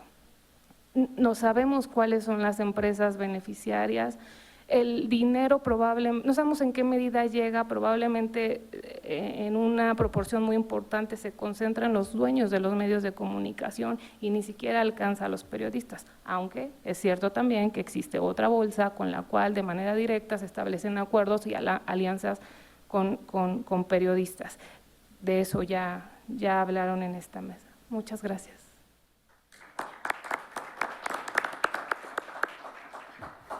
A ver, quien le atine al modelo de negocios para la sobrevivencia de los medios se merece el premio Nobel, ¿eh? No es una cosa sencilla. Y sí, sin duda, la única manera de hacer periodismo en el futuro es hacer buen periodismo en el presente. Es lo único que sabemos, pues, hacer buenos contenidos. Pero el modelo de negocios para los medios informativos, un poco en este ánimo que hacía Gabriela de distinguir, no está resuelto. De un lado, la mayor parte del mundo, Asia, Europa, América, pues ha financiado los medios informativos vía la publicidad. Excepciones interesantes, por cierto, son Alemania y Japón, donde el modelo de negocios después de la guerra es fundamentalmente suscripciones. Y hay que ver qué pasó en esas dos sociedades. No creo que se necesite demasiada ciencia, los medios les mintieron. La gente estuvo dispuesta a pagar por los medios, a suscribirse, 3 generaciones después, para poder financiar periodismo libre. Pero en la mayor parte del mundo es publicidad. Ahora, esa publicidad puede ser pública o puede ser privada. Yo les daba hace un momento la cifra, en México es 0.5 del PIB. Y ahí permítanme la comparación porque es el dato que conozco, pero en Estados Unidos el pastel publicitario es de 4 puntos del PIB. ¿Por qué aquí gastamos 0.5 y allá gastan 4 puntos? Lo que es probable es que la perversidad del pastel publicitario es tal porque el gobierno está en ese mercado. Esto abonaría a ir cerrando la llave, porque en efecto el gobierno entra a ese mercado y lo distorsiona, manipula precios, es probable que incluso vuelva muy cara la publicidad para el farmacéutico, para el dueño de la tienda, que pues no puede competir en buen horario con los recursos que la Zagarpa entrega. O sea, hay una distorsión, pero lo cierto es que ese es el que está en crisis. Cuando dices que los medios están en crisis, no, lo que está en crisis, la manera de financiarnos, que era la publicidad. Y por eso estamos aquí discutiendo cómo modificar las reglas de esa fuente. Suscripciones, yo sí sigo apostando, porque aunque Animal Político le falló, las nuevas generaciones sí estén dispuestas a pagar por valor agregado. O sea, a mí que me den el precio del dólar, no pago por él. Pero un buen análisis, sí, eso sí estoy dispuesto. Y eso es lo que ligaría buen periodismo con disposición a pagar. Hay, por ejemplo, los periódicos coreanos dicen al final de cada nota, le gustó esta nota, deposite. ¿No? Entonces uno paga por nota. Tenemos que innovar en esa lógica. Luego, el modelo más eficaz es el de Google News. O sea, el modelo más eficaz es el de Facebook. ¿Cuál es? pues venden los datos. A ver, esto de Cambridge Analytica, perdón, porque nos reveló ¿qué? Lo que ya sabíamos. O sea, que esas redes sociales se chuparon el 60% del pastel publicitario porque cambiaron el modelo de negocios y porque lo que ellos ofrecen es información muy bien calibrada de a quién dirigir la publicidad. A ver, si yo me anunciara, digo, a lo mejor quiero quedar bien con el dueño de un periódico porque hay trabajo, pero si yo me anunciara, sí buscaría con el nivel de precisión que te ofrecen cualquiera de estos servicios. ¿Para qué les digo lo que ya saben? Si estoy comprando un boleto en internet para irme a Los Cabos, en 2 minutos aparece un anuncio de coches. Esa es publicidad súper calibrada. Ahora, el problema es que ese modelo vive en efecto de audiencias muy grandes. Y hoy sabemos que una manera de crecer las audiencias, no, creo que lo sabemos desde hace muchos, decenas de años, es con amarillismo. O sea, si quieres cargar tu página, pues pon fake news, pon aeros y atanatos, un poco de pornografía y mucha sangre, cargas la página y luego la vendes mejor. O sea, el problema del periodismo digamos, del modelo de datos para financiar es que tiende al amarillismo. Lo dejo aquí, no es que sea nuevo el fenómeno, pero hay que hacerse cargo. Y finalmente está la última fuente, que se divide en 2. Tener otro negocio. O sea, por ejemplo, tener plataformas petroleras, que ese era el negocio que don Ramiro tenía miedo que fuera a verse afectado si dejaba a Rubén Cortés, ¿no? O tener una mueblería. Hay un par de televisoras que tienen mueblerías al origen, ¿no? O también puedes tener cárceles y luego le pones financiero a tu periódico. A ver, no, nada más para poner las cosas en claro. O empresas políticas, que fue, por ejemplo, la que fundó alguno de los periódicos citados. A ver, ese es otro modelo, ¿eh? Me dedico a otra cosa. Tengo General Electric, pero necesito medios para ganarle terreno a mis competidores. Entonces, financio, compro medios, no importa que pierdan. Y por cierto, ese es un modelo que ganó en Estados Unidos aplastantemente y que aquí estamos viendo. Los dueños de medios que solo viven de los medios ya son bien poquitos. Y la verdad es una competencia desleal con los dueños de otra cosa que además tienen un medio.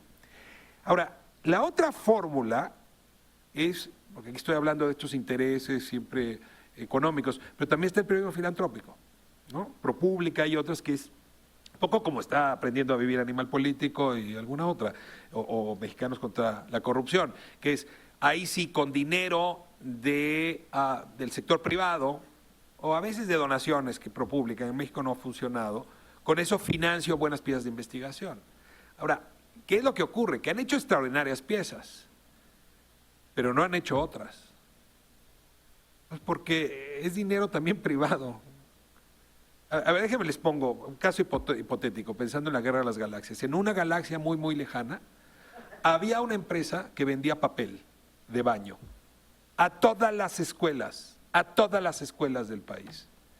Resulta que el hijo del señor que le vendía papel de baño a todas las escuelas arma la gran organización de defensa de la educación en el país y se empieza a pelear con el secretario de Educación en turno. Hay posibilidades de no ligar el papel de baño y todo el recurso que Kimberly Clark hizo con los recursos que Kimberly le entregó a Mexicanos Primero.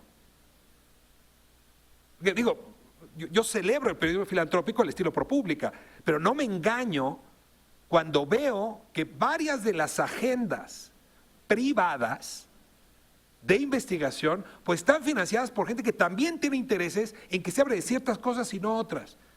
¿Qué quiero mostrar con esto? No está sencillo. Por eso insisto con lo del premio Nobel. A lo mejor una combinación, a lo mejor una diversificación de ingresos, a lo mejor la transparencia, ¿no? El full disclosure de cuáles son los intereses que están atrás. Todo esto, la verdad, va a acabar resolviéndose en función de lo que el público exija o no exija en materia de información.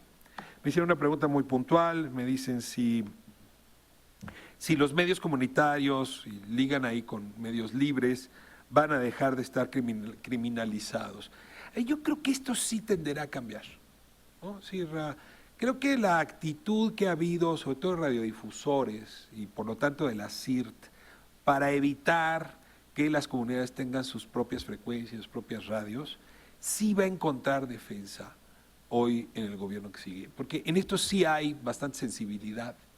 Es una discusión muy larga andando y yo creo que en ese sentido el peso que tendrá la CIRT para influir en Comunicaciones y Transportes, en la IFETEL, por no en comunicaciones, para que combatan a estas estaciones comunitarias, será menor que el que habíamos observado en el pasado. Y si no, pues habrá que reclamarles en efecto, porque esta diversificación de expresiones comunitarias por la vía de los medios son de lo más saludables, así lo han probado, han sido estos medios los que han acabado informando lo que nadie más quería informar, y han sido esos medios que se han vuelto próximos a la gente, pues, ¿no? O sea, la gente ahí sí está dispuesta a apoyar a estas radios comunitarias, en fin. Ahí hay un modelo que vale la pena tener próximo a la vista, ¿no? Aquí me detengo.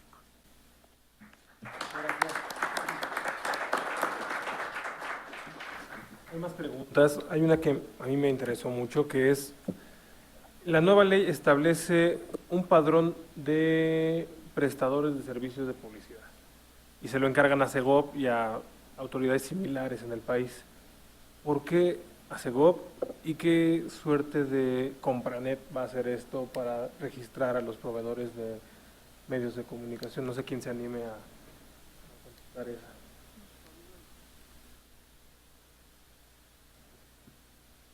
No sé qué decir porque toda la ley parte de que todo funciona muy bien y que nada más hay que acomodar algunas cosas y que hay que ordenar en un padrón a los proveedores y hay que pasarlos por una oficina. ¿Por qué la Segov? Porque es quien tiene la administración de… Estoy tratando de descifrar al legislador, porque es quien tiene la atribución de administrar los tiempos del Estado, los fiscales y los del Estado, ¿no? Que en conjunto forman los tiempos oficiales. Lo cierto también es que esto no refleja la situación real de cómo funciona la administración pública en los hechos, porque lo que hay es una oficina de la presidencia, que eso también va a ser interesante conocer cómo se modifica. Cada que un presidente llega a Los Pinos o ahora a Palacio Nacional, una de sus primeras reformas es a la ley orgánica de la administración pública. Una de las primeras oficinas que intervienen es la oficina de la presidencia y se crean y se suprimen áreas de acuerdo a los intereses pues del presidente, y esto ha sido como un acordeón. La primera oficina se creó en el 83, ¿no? Y algunos presidentes hicieron una oficinita, luego se hizo una oficinota y así se va adecuando conforme a la propia decisión del presidente. Y en realidad mucho de lo que está cuestionado pasa por esa oficina y muchas de esas definiciones, de grandes definiciones que se necesitan de contratación, en realidad surgen de ahí y no de la Segov. Entonces, por eso hay también todo este malestar que implica muchas cosas, pero con la ley general, porque no guarda ni una relación con la realidad, ni sirve para cumplir con los propósitos que se buscan. Yo lo que creo que hay que pensar es en términos de control, una vez que se ordenen y se toman decisiones y nos informemos sobre cómo se va a llevar a cabo esto, y creo que se tiene que revisar cuál es la oficina a la que le corresponde hacer este trabajo de coordinación y conducción. Yo he hecho muchas solicitudes de información durante varios años a la Segov pidiéndole directrices, políticas, programas anuales, y parece ser que ni saben, no tienen conocimiento de lo que implica. He revisado y he comparado el personal que tienen las oficinas de presidencia que ven asuntos de comunicación con las áreas, con las 3 direcciones que tiene Segov a través de la dirección de radio y comunicación. Es así, es una cosita muy pequeña lo que hay en Segov y es un aparato muy grande lo que hay en la Presidencia de la República. Bueno, por acá hay más preguntas. Estas dos se relacionan. Dicen, si la crisis que vivimos en materia de libertad de expresión, con periodistas asesinados, atacados, la ley Mordaza, etcétera, ¿cómo estamos dejando digamos, las cuentas en materia de libertad de expresión y hacia dónde vamos, digamos, en modo general, no solamente en tema de publicidad oficial. Si alguien me ayuda con eso. ¿Cómo deja esta administración las cuentas en libertad de expresión y hacia dónde vamos para qué escenario se viene, ¿no? Pero aquí vamos a especular mucho sobre lo que se viene, pero esta fue una administración que jaló muchas veces la cuerda de manera vertical. Es decir, sí, en efecto, digamos, un poco en la discusión que tenía Fabiola, ¿no? Desde la presidencia y su apéndice en gobernación, o sea, Eduardo Sánchez y el señor Chao, en realidad, así es como operó durante este sexenio, jalaron la cuerda. La jalaron fuerte, a veces con la mano izquierda, a veces con la mano derecha. Hay muchas anécdotas. Y bueno, fue muy evidente las operaciones más lastimosas contra la libertad de expresión. El caso de Carmen Aristegui es el más excesivo, ¿no? Particularmente el caso contra Daniel Izárraga, la investigación que hizo su equipo con la Casa Blanca y luego cese emblemático, ¿no? A mí mismo me tocó, junto con Casar y con Curcio, vivir el asunto y hay muchos ejemplos, digamos, donde evidentemente hubo llamados de atención. Ahora, se los digo con franqueza, tener al gobierno enfrente y desafiarlo es mucho más fácil. No puedes perder la chamba. Pero cuando la presión es horizontal, yo por lo pronto todavía no sé cómo reaccionar. A ver, una llamada de gobernación, bueno, uno está acostumbrado, ya hasta ejercicio tiene. Pero cuando cada texto que escribes recibe presión en redes sociales, pero digo, en medios distintos, con virulencia, y la verdad inopinada muchas veces, otra bien argumentada y se celebra, es una presión horizontal. Perdón, pero todavía no tengo músculo. O sea, nunca me había sentado, hijo, ahora que escriba esto me va a llover.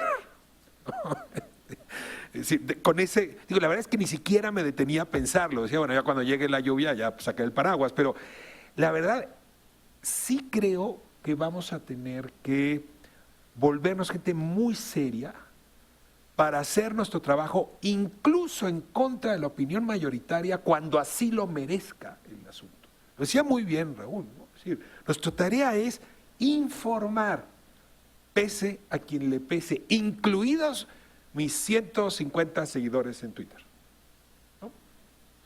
Y eso es un debate que ya no podemos tener hoy, pero que en corto pues nos estamos preguntando cómo hacemos ronchita para mantener un espíritu crítico que permite evaluar cada tema por sus méritos. Yo ya me cansé de que en la misma columna tengo comentarios que me acusan de pejechairo y de pejefóbico. Dice, hijo, ¿y cómo le hiciste para coleccionar las dos etiquetas? Pues las colecciono las dos con singular alegría. Pero te digo, a ver, ¿no hay manera de discutir los argumentos, los razonamientos? Y yo creo que en ese sentido es un gran desafío relacionarnos con lectores y con audiencias, pues desde términos distintos al de las grandes etiquetas, neoliberal, chairo. A ver, ¿y este argumentito que le doy tiene algún sentido? Este chiquito, ¿no? Y está bien documentado, y está bien fundado, y tiene fuentes. A ver, le importa si lo revisamos a la luz de sus propios méritos. Y miren, no sé si esa la vamos a ganar, pero que vale la pena vivir el periodismo en esta época, porque vamos a fundar canon, o ponernos a refundar canon en esa dirección, donde la libertad de expresión ya no solo podría ser limitada de manera vertical, sino incluso inhibida de manera horizontal. Gracias. De este lado hay una reacción. Sí, a ver, ahorita que escuchaba lo que decía Ricardo, bueno, hay incluso casos como una periodista del New York Times, Maggie Haberman, que ha sido de las más atacadas por Trump, que ya hace un mes o algo así escribió un artículo que les recomiendo mucho, o su columna en el New York Times, donde ella explica por qué se sale de Twitter. Y no se sale de Twitter cerrando cuentas, sino porque lo vas a usar básicamente para enterarse de cosas que sucedan, pero ya no tratar de interactuar un poco me gusta cómo lo pones, esta presión que es más horizontal y que es una presión no es como muy difícil de sostener. Tal vez los que llevamos, yo me metí a redes sociales hace muchísimos años, tal vez lo que pasa con Twitter, Facebook, hoy tiene una dimensión, sobre todo en tamaño diferente, pero yo recuerdo incluso, y el doctor con quien llevo platicando estos temas desde hace ya muchos años, una red como Second Life, que tuvo que cerrar después de que hubo incluso acusaciones de que había habido una violación virtual ahí contra algunos de los usuarios. Es decir, claro, hoy la dimensión es más grande y es más inmediata y agarra por sorpresa, digamos, como en algún entorno. Y sí, creo que vamos a tener que aprender a vivir y aprender a tal vez a transformar esto. Yo me imagino, el propio Facebook y Twitter han tenido últimamente pues muchos problemas, Twitter problemas incluso como modelo de negocio, que no termina de cuadrarse como modelo de negocio a pesar de tener un buen número de seguidores, que también se ha ido estancando el número de seguidores. Y Facebook, bueno, pues por los demás escándalos que conocemos en temas de seguridad y de transparencia, etcétera. Y eso los ha descolocado. Hay una entrevista muy buena que se transmitió este fin de semana en CNN en un programa de crítica de medios que se llama Reliable Sources, que les recomiendo mucho, y que es una entrevista con el fundador de Twitter. Y él estaba bastante pesimista en torno a, no al negocio Twitter, sino en torno a qué hacer con estos asuntos de discurso de odio, de presiones, gobierno. El propio presidente Trump, por ejemplo, ha denunciado que en Twitter tú no encuentras a algunos de los políticos destacados de su área, digamos, de su línea de pensamiento, y hay una cosa ahí que se llama así como shadowing, es decir, no los encuentras en el buscador, cosa que no es del todo cierto, pero sí hay algo de ello y encuentras más fácil a los demócratas, a los más progres, etcétera, y entonces lo ha denunciado, y el fundador y creador de Twitter dice, pues sí estamos teniendo estos problemas. Entonces, sumo que es una preocupación que no es solo una preocupación del usuario, digamos, sino de las propias plataformas. Creo que ahí veremos lo que hemos visto con muchas otras, la transformación, incluso puede ser hasta la muerte de algunas plataformas en algún momento. ¿Quién usa hoy MySpace o quién usa hoy Hi5 o quién usa hoy esas plataformas? Digo, no tendrían por qué existir para siempre, pero lo que sí es cierto es que hay una dinámica de la conversación pública que tenemos que ver. Y sumándolo a tu pregunta, yo diría, además de estas llamadas de gobierno, de esta liga que se estira desde gobernación y demás, pues también tenemos que voltear a ver a los estados, tenemos que voltear a ver a los periodistas agredidos, medios agredidos, periodistas asesinados. En ocasiones no solamente es el gobierno federal, son los gobiernos locales, los gobiernos municipales, evidentemente el crimen, los empresarios locales, es decir, lo grande se hace microcosmos y se vuelve incluso más peligroso porque tienen menos visibilidad. Entonces, bueno, agredir a alguien de un medio grande, o sea, agredir a Carmen, agredir a alguien que tiene esa exposición, bueno, pues es un escándalo, ¿no? Pero agredir a un comunicador de una pequeña localidad en algún estado de la República, pues no nos enteramos la mayoría de las veces y ahí estamos teniendo apagones informativos muy importantes en diferentes estados de la República. No hubo nunca una respuesta digamos, como coherente al asunto, porque me parece que no se entendió el tema, no se entendió de fondo, no sé si no se quiso entender o no se entendió de fondo este asunto, digamos, de la vulnerabilidad de un ejercicio periodístico y la importancia de ese ejercicio periodístico, ¿no? Lo veíamos si sucedía algo en Veracruz, si sucedía algo en algún otro estado, de inmediato la reacción, incluso aquí en la Ciudad de México, la reacción era, no, es que no era periodista, en realidad ya estaba haciendo otra cosa. En lugar de hacer, digamos, como la investigación previa para saber si la persona había sido agredida por su trabajo periodístico, más allá de que pudiera o no dedicarse también a otra cosa. Entonces, ahí hay un tema que ese no cesa, porque ese no tiene que ver solo con la voluntad del gobierno federal, evidentemente sí importa en términos del discurso público que se tenga al respecto, pero tenemos que voltear a ver mucho más lo que sucede en estas otras localidades y en estos otros entornos en donde el silencio se ha impuesto y se ha impuesto a base de balazos, a base de otro tipo de agresiones, y que, insisto, ahí hay una invisibilización importante. Entonces, digamos, es nada más como para ampliar el panorama. ¿Qué se hereda o qué tenemos hoy?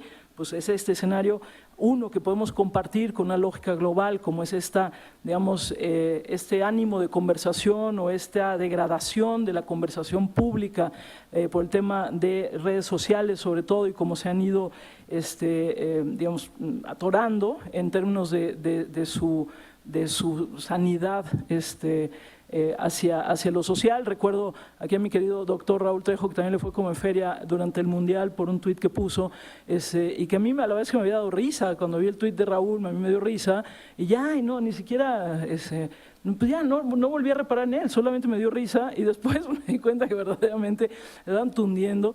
Yo ayer puse un tuit que me parecía una nota que me parecía lo más X, un restaurante alemán, que el dueño del restaurante alemán durante mucho tiempo estuvo insistiéndole a los comensales que los hijos se estaban portando muy mal, los niños se estaban portando muy mal, y que pues era muy incómodo para los que querían solo cenar, no sé qué, hasta que decide que a partir de este mes de la cena es sin niños, no puede entrar ningún menor de 14 años a la hora de la cena.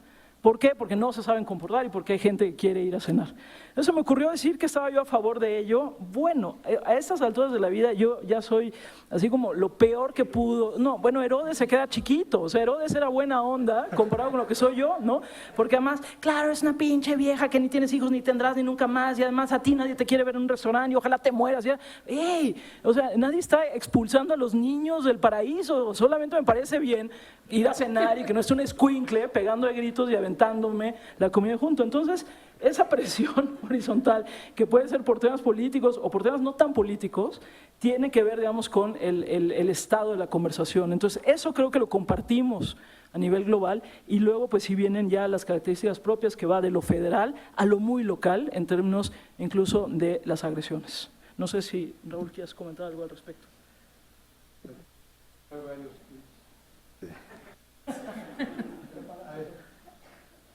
Se entrega a Peña Nieto en materia de libertad de expresión muy malas.